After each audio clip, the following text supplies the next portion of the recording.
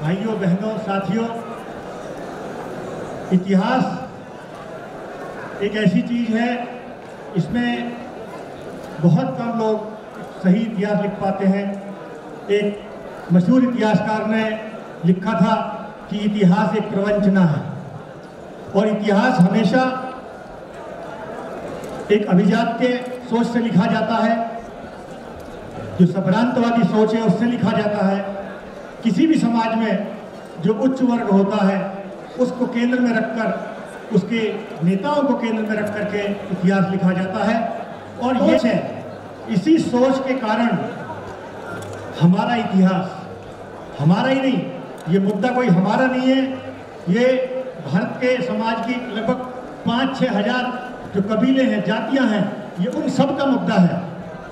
आज हम देखते हैं कि चंद एक छोटे से वर्ग को अगर भी हम छोड़ दें तो किसी का भी इतिहास हमको नहीं दिखता।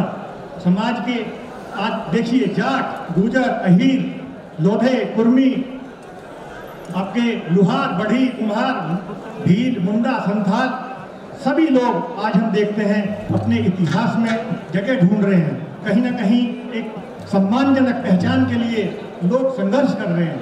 लोग कुछ तो मिथकीय पात्रों से जोड़ रहे हैं। कोई अपने आप को चित्रगुप्त की संतान कह रहा है, कोई विश्वकर्मा की संतान कह रहा है, कोई अनेक मिथकीय पात्रों से जोड़ा जा रहा है और सही इतिहास नहीं लिखा जा रहा उनके द्वारा भी। लेकिन साथियों, यदि हम गुर्जरों की बात करें तो मैं ये कहूँगा कि गुर्जर जाति का जो इतिहास है वो वास्तव में, यदि हम एक जाति का नाम लें पूरे भारत में, तो सबसे ज्यादा वैभवशाली और गौरवशाली इतिहास हमारी जाति का है।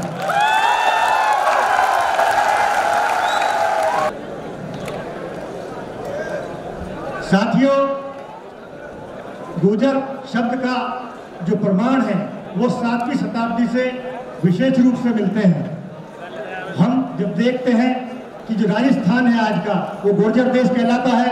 वहाँ की राजधानी भीनमाल है, वहाँ का शासक व्याघ्रमुख चपराना है, उसके साथ ही भौज के गुर्जर और साथ में गुर्जर प्रतिहारों का इतिहास हमारे सामने आता है। लेकिन जैसा कि मैंने कहा कि इतिहास हमेशा, इतिहासकार चाहे कोई भी हो, चाहे कम्युनिस्ट हो या कोई और तरह के इतिहासकार हो, कोई भी इस सोच से बच नहीं पाता, संभ्रांतवादी सोच से कोई नहीं बच पाता। और इतिहास में आप देखेंगे कि गुर्जर शब्द को किस प्रकार से ये स्थानवाचक है या कोई ये कबीलाई शब्द है, किसी कबीले का नाम है, इस प्रश्न को उठा करके पूरे इतिहास की जो है इन्होंने तोड़ मरोड़ दिया है उसको। और साथ ही एक बहुत बड़ा जो अनिष्ट हमारे इतिहास के साथ में हुआ वो ये हुआ कि एक जाति जिसका नाम 12वीं शताब्दी से मिलता है, उसकी उत्पत्ति लोग 7वीं शताब्दी में पढ़ा रहे हैं। एक बहुत बड़ी डिस्क्रिपेंसी पूरी हिस्ट्री राइटिंग में शुरू से चली आ रही है। आप जिस जाति का जन्म 12वीं शताब्दी के बाद हुआ, आप उसे 12वीं शताब्दी में पढ़ाइए। लेकिन क्योंकि गुर्जर और उनसे जुड़े हुए जो गोत्र हैं, इन सब का इतिहास, चाहे भाटी हो, चाहे तोमर हो, चंदेल हो, सोलंकी हो, परमार हो, पवार हो, ये सभी जो वंश हैं, इनका इतिहास 12वीं शताब्दी तक भरपूर इतिहास मिल रहा है। इस इतिहास को संभ्रांतवादी कैसे बनाया जाता, इस सब के लिए जो है इस उत्पत्ति को 8वीं शताब्दी में ले जाया गया। तो साथियों, लेकिन मैं एक बात कहूँगा आपसे कि क्या एक प्रश्न उठ रहा है बहुत ज्यादा और कहा जा रहा है कि पता नहीं क्या भ्रांति फैलाई जा रही है। क्या साल से पहले हमारे पूर्वज नहीं थे? आप बताइए, क्या हमारा उसे इतिहास उससे पहले नहीं जाता? क्या हूण हमारा गोत्र नहीं है? क्या कसाना हमारा गोत्र नहीं है? हम देखते हैं कि 5वीं शताब्दी से हूणों का इतिहास मिलता है। 1ली शताब्दी से कुषाण, जिन्हें कसानों के रूप में बहुत पहले आइडेंटिफाई कर लिया गया, उनका इतिहास मिलता है। तो अपने इतिहास को हम संकुचित क्यों कर रहे हैं? क्यों हम जो है इसको छोड़े दे रहे हैं? अनेक भाई लोगों ने कुषाणों को कसानों के रूप में आइडेंटिफाई किया गया कनिंघम के द्वारा, लोगों ने इग्नोर कर दिया। आप क्या कर रहे हैं? आखिरकार आपको क्या जरूरत है उसकी? तो मैं ये कहूँगा आपसे कि साथियों, ये जो हूण और कसाना गोत्र है हमारा, जैसे कि मुगलों के इतिहास का लाल किला गवाह है और जैसे ताजमहल गवाह है, इसी प्रकार से हमारे इतिहास का गवाह है हूण और कसाना गोत्र। ये हमारे जीते जागते और दौड़ते स्मारक है धरती पे।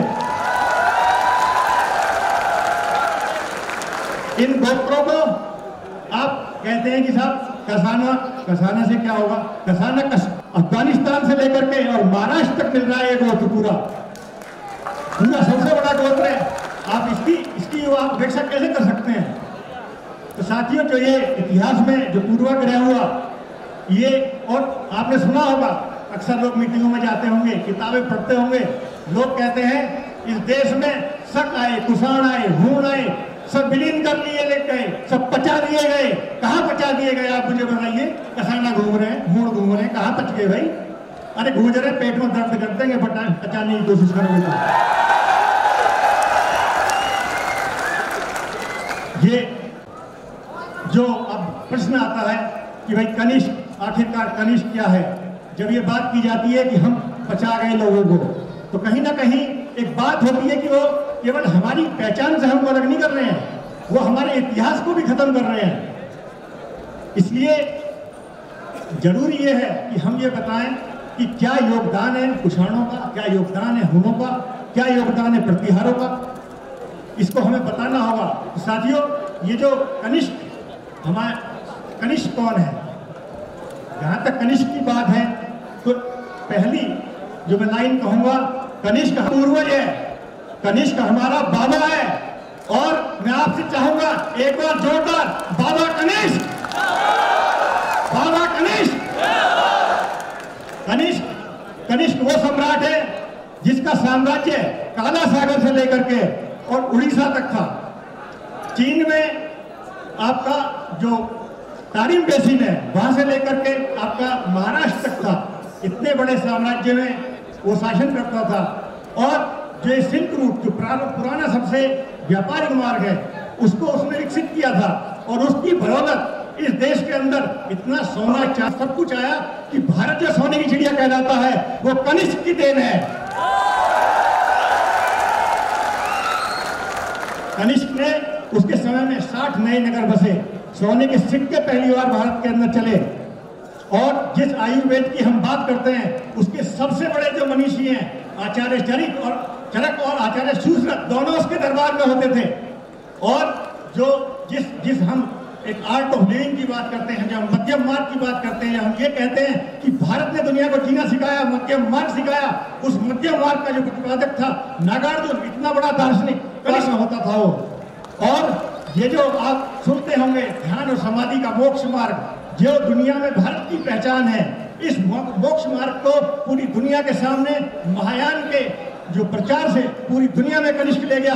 और ये जो आप दुनिया भर में देखते हैं कि आज भी उस अध्यात्म की, ध्यान समाधि के मार्ग की, जिसका नाम विवेकानंद लेते हैं, जिसके नाम से हमारे आचार्य रजनीश इतने प्रसिद्ध होते हैं, वो मार्ग अगर पूरी दुनिया में फैला है तो उसका श्रेय जाता है सम्राट कनिष्क को। इसलिए जो इसे कुछ कहते हैं हिंदुस्तानी नहीं मानते, कुछ लोग ये प्रश्न खड़ा करते हैं, ये उनके लिए मैं कह रहा हूं कि इस हिंदुस्तान को यदि हमारे बाबा कनक ने दिलाई है।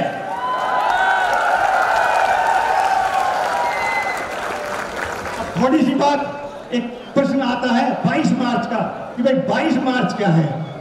साथियों, 22 मार्च की मैं बात कर रहा हूं। 22 मार्च जब कनिष्क गद्दी पर बैठा तो उसने एक नया संवत चलाया, उसे कालांतर में शक संवत कहा गया। शक संवत 22 मार्च को शुरू होता है। ये मैं नहीं कह रहा, ये मैंने नहीं कहा। लोग कहते हैं सुशील भाटी ने कह दिया। साहब 22 मार्च तब तक कोई जूलियन कैलेंडर ही नहीं था, सुशील भाटी ने कैसे कह दिया होता है? मैंने नहीं कहा, मेघनाथ साहा जो इस देश के सबसे मशहूर वैज्ञानिक हैं, ये उनका कहना था कि 22 मार्च को शक संवत शुरू होता है। और उन्हीं की अनुशंसा पर ये राष्ट्रीय नववर्ष है, ये राष्ट्रीय नववर्ष कराया।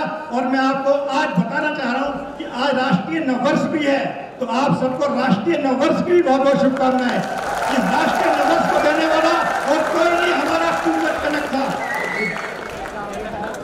मैंने तो सिर्फ इतना कहा अपने समाज से, अपने लोगों से, मेरे अंदर जो दर्द था, जिसके साथ मैं पढ़ करके बड़ा हुआ, मैंने सिर्फ कहा कि जब हमारे पूर्वज ने वो 22 मार्च को गद्दी पर बैठा, तो इस दिन को भाइयों अंतरराष्ट्रीय गुर्जर दिवस बना दो। सिर्फ मैंने ये कहा आपसे, इसके अलावा मैंने 22 मार्च के बारे में कुछ नहीं कहा।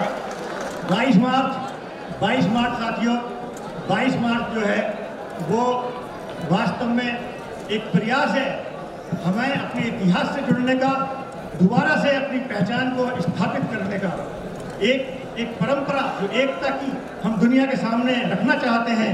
जहाँ भी हम कहीं हम हैं, परंपरागत रूप से रहते आए हैं, हम सब एक हों, किसी रूप में हम एक दिखें, कोई एक काम हो जो हम मिलकर।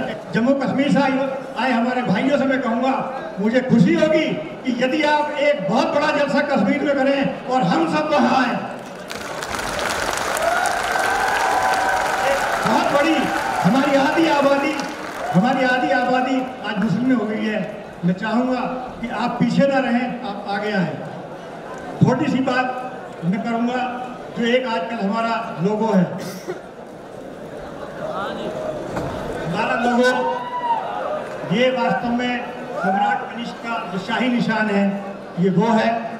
ये सम्राट कनिष्क के और कुषाण राज्य था हमारा, उसके सभी राजकीय कार्यों में एक मोहर के तौर पर इस्तेमाल होता था। और वास्तव में इतिहासकारों का ये मत है कि ये उसके वंश और कबीले का प्रतीक था। इसीलिए हमने भी इसे अपने कबीले का प्रतीक के रूप में हमने इसको माना है। आप देख सकते हैं सारे के सारे इसमें गोत्र हैं, और ये कनिष्क के सिक्के पर आप देख सकते हैं निशान वहाँ पर है। ये वहाँ से इसको लिया गया है। तो ये निशान जो है आज हमारी कौम के निशान के रूप में उभर चुका है, और बहुत जल्दी ही मैं समझता हूँ कि जो गुर्जर नाम का वैश्विक समुदाय है, इसकी ये पूरी तरीके से उसकी पहचान के रूप में उभरेगा। तो साथियों, बात को समाप्त करते हुए बस मैं इतना कहूँगा कि आवश्यकता इस बात की है, क्योंकि जो भी कुछ हम करते हैं वर्तमान के लिए करते हैं, आवश्यकता इस बात की है कि हम एक हों। आवश्यकता इस बात की है कि फिर से हम कनिष्क जैसे, मिहिर कुलहोण जैसे, तोरमाण जैसे, मिहिर भोज जैसे व्यक्तित्वों को हम फिर से पैदा करें हर क्षेत्र में। चाहे वो आपका शिक्षा का क्षेत्र हो, चाहे शोध हो, चाहे आध्यात्म, चाहे खेल हो, चाहे संस्कृति हो, चाहे विभिन्न आयाम हो, उन सब में कहीं ना कहीं हमें कद्दावर लोग पैदा करने होंगे। और साथ ही हमको एकजुट होकर के दोबारा से इस समाज में अपने स्थान को पाना होगा। बस मैं यहाँ से इस मंच के माध्यम से ये अंतिम संदेश देना चाहता हूँ कि हम थे, हम हैं और हम रहेंगे। कोई हमको विलीन नहीं कर सकता। धन्यवाद। जय हिंद, जय भारत। रोमा मिट गए जहां से अब तक, मगर है बाकी नामो निशा हमारा। कुछ तो बात है कि हस्ती मिटती नहीं हमारी, सदियों रहा है दुश्मन डोरे जमा हमारा। बहुत बहुत शुक्रिया डॉक्टर सुशील भाटी जी, बहुत बहुत शुक्रिया। आपने इतिहास पर जो रोशनी डाली है वो काबिल तारीफ है।